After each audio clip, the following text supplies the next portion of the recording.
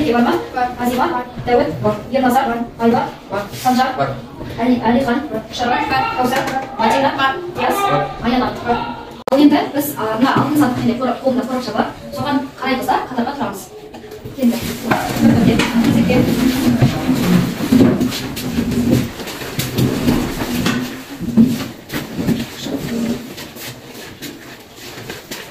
Ал енді бәріміз қарап көрдік бар. Енді алтын сандық қорапшасының ішінде қандай нәрсе бар екен? Біз нені көрдік? Яғни өзімізді көрдік. Бұл дүниеде өзіміздің бейнемізден артық еш нәрседе жоқ деп ойлаймын, иә? Сондықтан сабақтың барысын осы алтын сандық әдісі арқылы ашуды жөн көрдік. Енді мына жерде бізде екі топқа бөлу үшін Excel стикерлер бар. Соларды бір-бірден аламыз. Бір-бірден аламыз да отырамыз қорапшаға.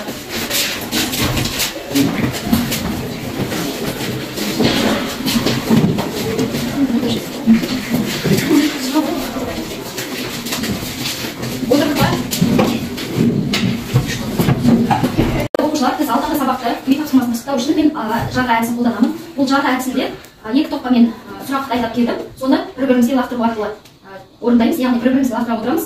Музыканы қосамыз. Мен музыка аяқталған кезде кімнің қолында қалады, сол оқушы жауап береді. Бірінші сұрақтан бастаймыз. Жарай ма? Түсінікті ма? Ал енді мен музыка қосайын.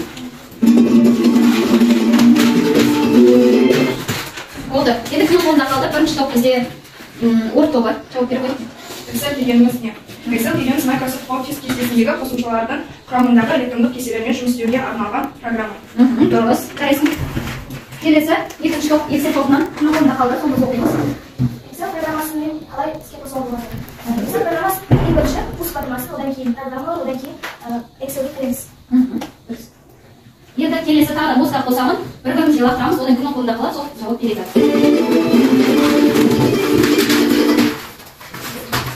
Я, келесі. Бірінші топ. Excel файлдың кеңділігі қандай? XLSX. Дұрыс айтасың, керемет. Келесі екінші топтан. Машықтарды дұрыс форматтау өшінде біз машықтарды дұрыс форматтамасақ, то біздің жұмысымыз дұрыс шықпай қалады. Яғни форматын дұрыс жазуымыз керек. Дұрыс айтасың. Дұрыс. Бүгінгі біздің сабағымыздың тақырыбы деректер типтері деп аталады.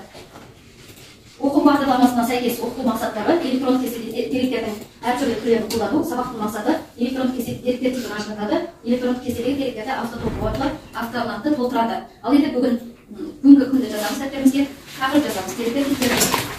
Түсіндіріп өтейін. Мына бізде Excel программасы, иә? Оның барлығымыз білеміз, иә? Енді бізде сандарды және цифрларды және де бірдей сандарды, әртүрлі сандарды автотолтыру арқылы толтыруға болады. Ол үшін қазір мен сіздерге көрсетейін.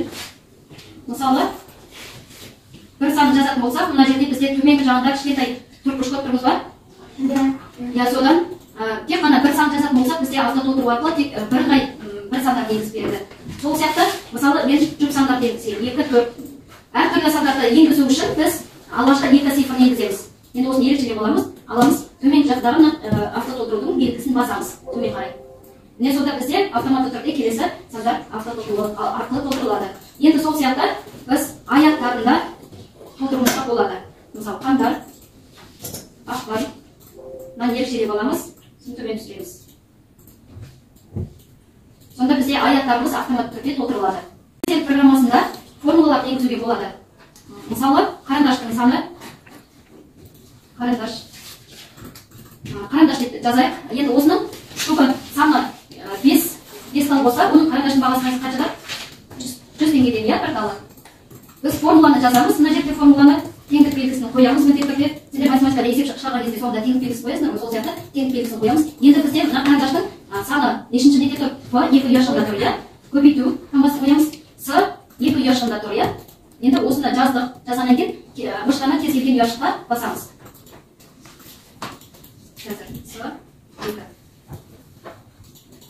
Міне, сонда біз формуласын жазатын болсақ, автоматты түрде. Ал енді біз тапсырма орындаймыз. Егер тақырып түсінікті болса, тапсырмаға көшеміз. Қазір мен сендерге мына тапсырмаларды қарап шығайын. Excel программасын аша береміз. Бірінші тапсырмадан бастап орындаймыз.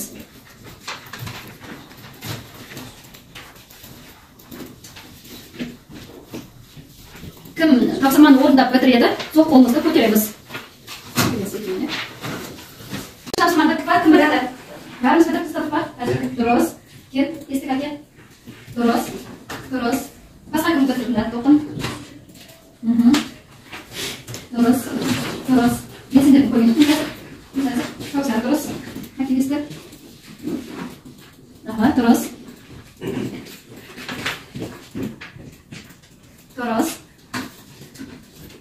Енді бірінші біз екінші тапсырманы жеке жұмыс орындап жаттық. Енді бізде үшінші тапсырма бұл бізде жұптық жұмыс. Сондықтан екі оқушыдан бірге қалып, бір компьютермен үшінші тапсырманы орындаймыз. Орындап біткеніміз қолымызды көтереміз. Бір компьютермен екі оқушы орындаймыз. Жасап біткеніміз қолымызды көтереміз. Болып па? Мен дұрыс. Жарайсыздар, сен әсер болды. Активистер. Келесі кім бітір? Таусар. Азима. Тағы.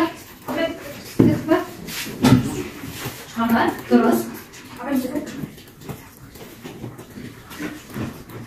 Иә, дұрыс.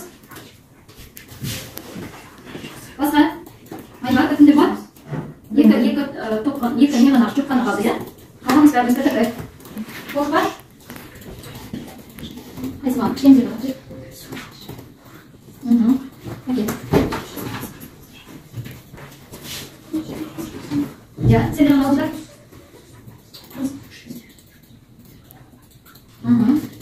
Terus. Jadi terus caturlah orang dapat yang bisa catur jasa pemain. Dan uang besar banget. Kita mau baca buku guys.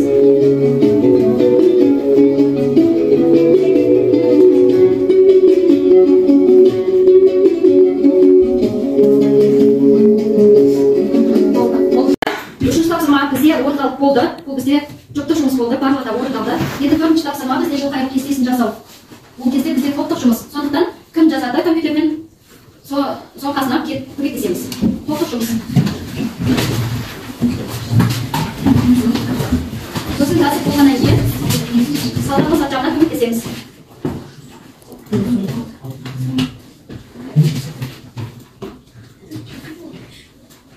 Болғанымыз айтамыз. Жазып болғанымыз айтамыз.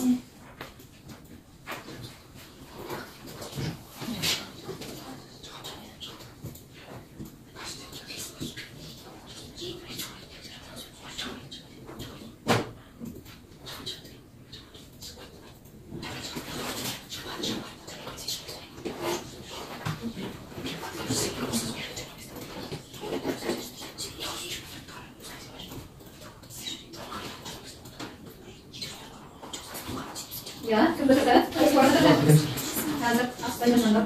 Her vakit var.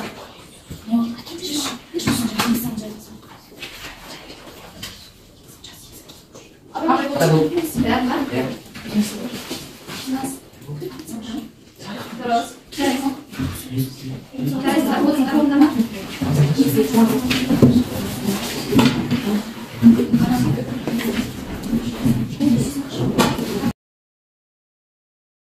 ал енді оқушылар біз кері байланыс жасаймыз. Бұл сабақтың қорытындысы жұманың үш көмекшісі деп аталады. Бізде класспен біз не істейміз? Басымызбен меңгердік. Соны жасамыз. Жүрекпен біз осы сабақта қалай қабылдадық жүрегімізге осы сабақ жайлы. Одан кейін қолмен не істедік. Соны қазір мен сендерге оқу форматы ссылкасының сілтемесін жібердім. Соны толтырамыз. Соны толтырамыз. Бәрімізге жібердім сендердің чаттарына.